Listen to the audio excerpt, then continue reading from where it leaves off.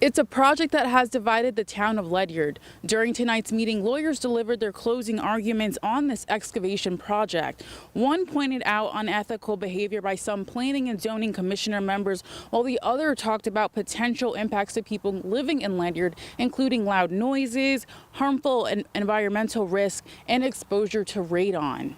A controversial project has been the talk of the town in Ledyard, a 40-acre excavation operation in Gales Ferry. This is the third or the fourth of the series of public hearings, and I am happy to hear both attorneys giving their closing arguments for this. At the final hearing for this project Thursday, lawyers representing the Gales Ferry Fire District and the applicant, Jay Cashman of Gales Ferry Intermoto, spoke before the Planning and Zoning Commission. Rock crushing equipment could theoretically be allowed in Ledyard, but only if, one, no vibration is transmitted beyond the boundaries, or two, necessarily involved in the construction or demolition of a building. I should point out, because we've had discussion about sound, that the 122 decibels is at the chipper. Cashman's proposed dredging project would be off of Route 12 on the land formerly occupied by Dow Chemical. People in town say this project would have a negative impact on the area.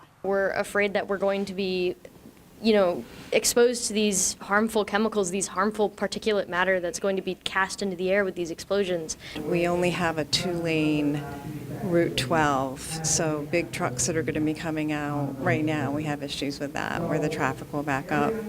The barges they're proposing to come down the river, it's very narrow there. Thursday's meeting got rocky. Like many others in the past, the applicant's lawyer accused Eric Treaster, one of the commissioners of the Planning and Zoning Board, of being unethical, while Jay Cashman was accused of calling the project a quarry, which is not allowed in town. Jay Cashman is the principal, the manager of the applicant, Gales Ferry Intermodal. He stated on the record during this public hearing that this is a quarry, or he at least referenced, referring to it as a quarry. There wasn't a vote at Thursday's meeting. Another meeting will be scheduled to continue this process.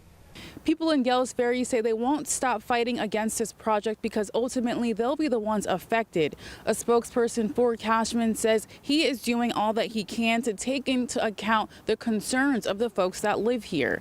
In Ledyard, Kate Pattyfoot, Fox 61, Connecticut's news station.